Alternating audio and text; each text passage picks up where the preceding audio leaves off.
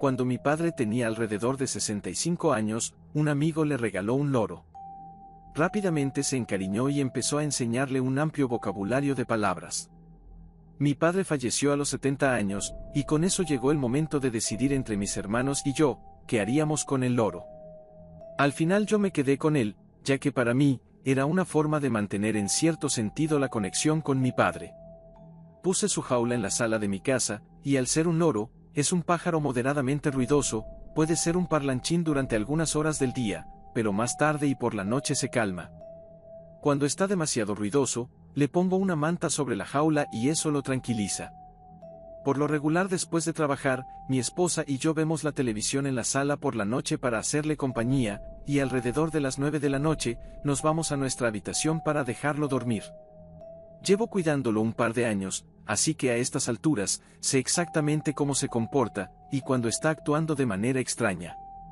Es aquí donde empieza esta historia, ya que hubo una noche en diciembre, alrededor de las 2 de la madrugada, en la que el loro empezó a hacer ruidos muy extraños. Mi esposa y yo, dormimos con la puerta de la habitación cerrada, pero al escuchar sus fuertes chillidos, especialmente tan tarde por la noche, era inusual y sin duda algo lo estaba inquietando. Así que bajé al primer piso para ver qué le sucedía.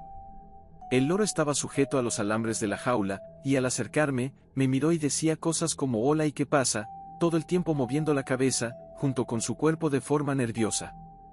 Tratando de entender lo que le sucedía, miré alrededor de la sala, y me acerqué a la ventana por si veía yo algo extraño, pero no vi nada.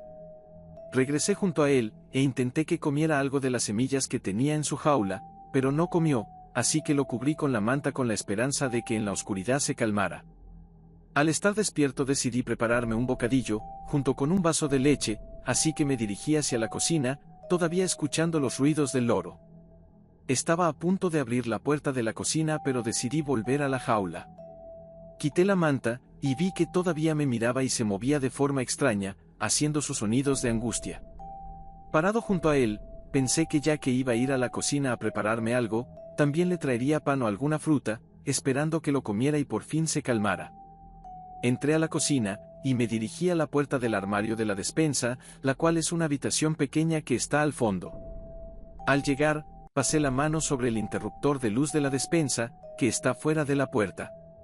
La puerta tiene un gran panel de vidrio, así que cuando encendí el interruptor, y la luz iluminó el interior del cuarto de la despensa, fue cuando lo vi.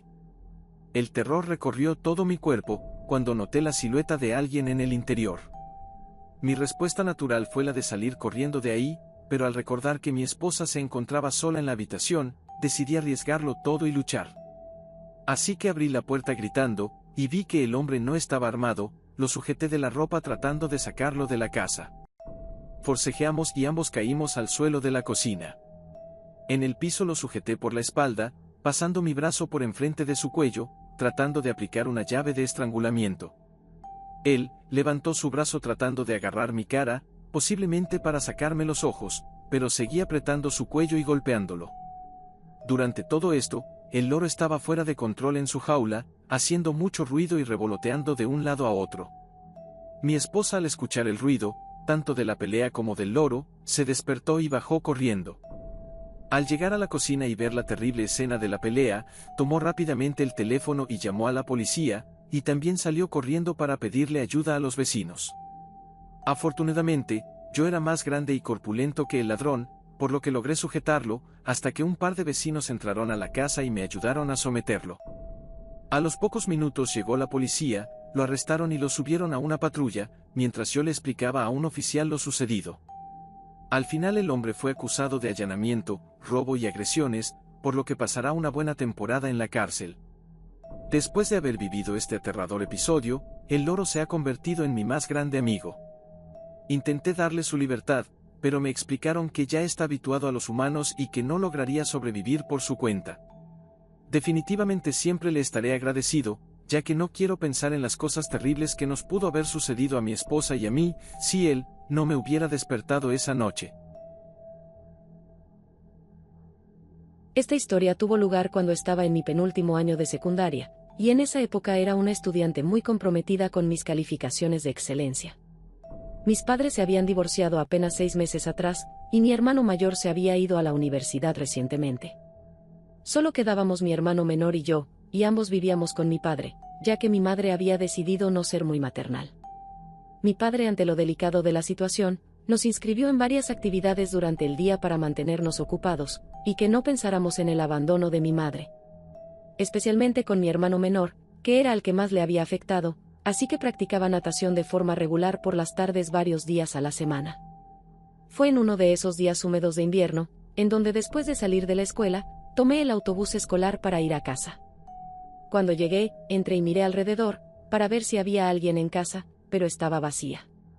Papá debía estar con Tommy, mi hermano menor, en su práctica de natación.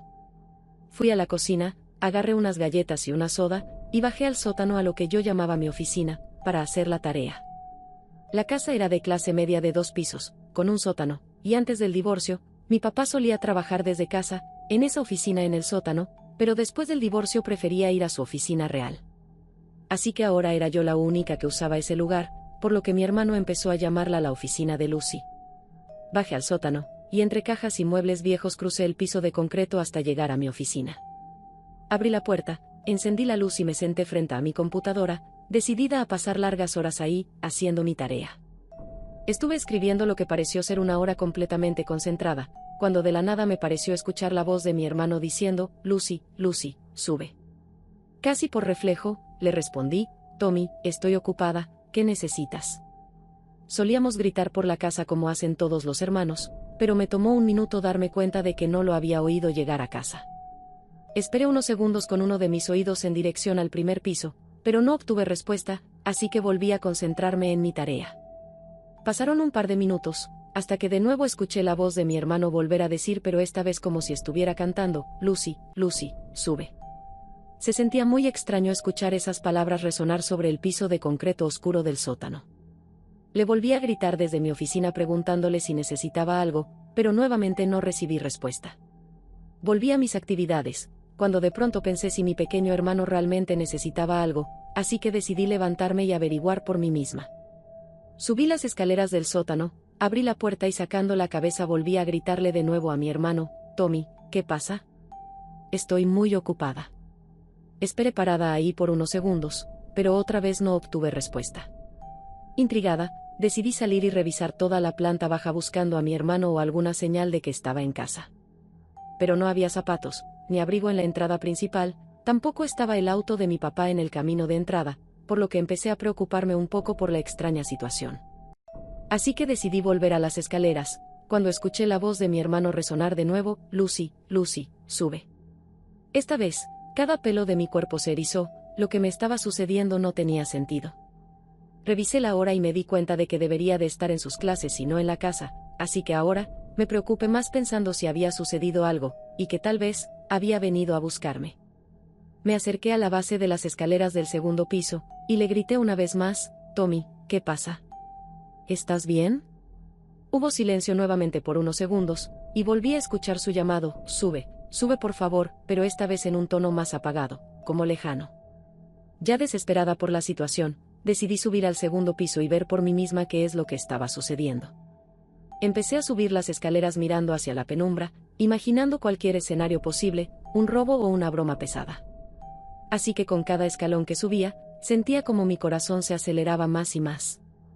Estaba a un par de escalones de llegar al segundo piso, cuando de pronto escuché el ruido del motor del auto de mi padre. Corrí escaleras abajo y al abrir la puerta, vi a mi papá y a mi hermano bajar del auto. Corrí hacia ellos, y al abrazar a mi hermano comencé a llorar.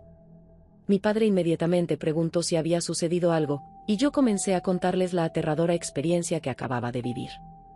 Mi padre nos dijo que esperáramos en el auto, mientras él revisaba toda la casa.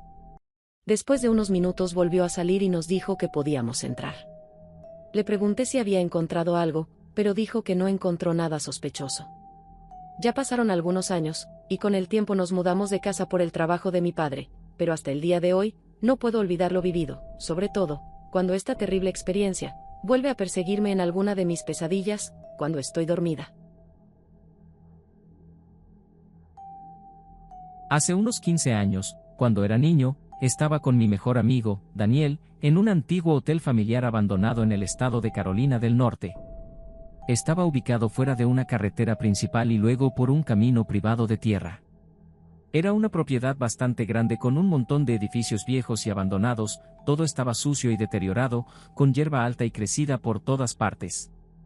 Encontramos este lugar por casualidad, pero no lo exploramos ese día. Volvimos otra noche, ya que no queríamos ir durante el día por miedo a ser atrapados y acusados de allanamiento. Trajimos radios y linternas para comunicarnos entre nosotros por si nos separábamos. Comenzamos a mirar alrededor de una serie de cabañas, la mayoría se veían iguales y eran relativamente pequeñas. A mitad de camino mirando estas cabañas, me separé de Daniel porque él se movía más lento. Intenté entrar en el edificio principal, pero todas las entradas estaban cerradas con llave. Usé mi radio de comunicación para decirle a Daniel que el edificio grande estaba cerrado, pero no obtuve respuesta. Me pregunté si estaba fuera de alcance de donde él estaba. 2 minutos después, me encontré en uno de los 2 edificios de baños. Era un edificio de unos 40 metros cuadrados. No había puertas en el edificio, lo cual era inusual, solo tenía 2 grandes aberturas, una para el baño de hombres y otra para el de mujeres. Recuerdo que los letreros estaban descoloridos y desgastados. Luego vi estas huellas rojas en el piso de concreto sucio del baño. No voy a decir que parecían huellas de sangre, pero no podía explicar qué podían ser esas marcas rojas. Estaba muy oscuro dentro de ese baño, y fue el primer edificio al que tuve miedo de entrar. Intenté comunicarme con Daniel de nuevo, esperando que esta vez estuviera en rango. Presioné el botón del radio y dije, «Oye, ¿dónde estás?». Cuando solté el botón, escuché el sonido de la recepción del radio de Daniel desde dentro del baño, lo que casi me provocó un infarto. Entonces pensé que mi amigo ya debía estar allí, de ahí las huellas rojas. Grité hacia adentro del baño esperando que él me contestara y así revelar su ubicación, pero solo se escuchó un eco en el interior. Estaba a punto de entrar, pensando que se estaba escondiendo para hacerme una broma, cuando escuché su voz llamándome desde la distancia, en la oscuridad de la noche. Lo escuché acercarse, aunque no podía verlo en la oscuridad, pero obviamente él vio la luz de mi linterna. Así que le grité de vuelta que había encontrado su radio. Comencé a entrar en el baño, pero entonces él me gritó de forma desesperada que no entrara, que él nunca había estado ahí. En ese momento, me di la vuelta y salí rápidamente de allí. Presioné y solté el botón del radio rápidamente, causando el mismo sonido desde dentro de ese baño de mujeres totalmente oscuro. Daniel y yo nos miramos por medio segundo y luego comenzamos a correr en la dirección de donde habíamos llegado. Ya lejos tuvimos que detenernos para recuperar el aliento, y fue entonces cuando Daniel me dijo que dentro de una de las cabañas, escuchó un ruido, y al girarse, su linterna iluminó a una mujer corriendo hacia él. Por accidente se le cayó su radio, y solo con su linterna corrió en la oscuridad y se escondió, absteniéndose de hacer ruido por miedo a ser seguido. Se escondió durante unos minutos antes de mirar alrededor y ver mi linterna al otro lado del campo, cerca de los baños. La explicación más probable para mí es que algún drogadicto estaba escondido o viviendo en esa cabaña abandonada y por alguna razón, se lanzó hacia Daniel y recogió su radio. Pero, ¿qué hacía esa persona en ese baño? No lo sé, tal vez drogas. Pero lo que no entiendo es por qué había un rastro de lo que parecía ser sangre allí. Esa es mi teoría, pero no puedo explicarlo todo, y esa es la parte más aterradora.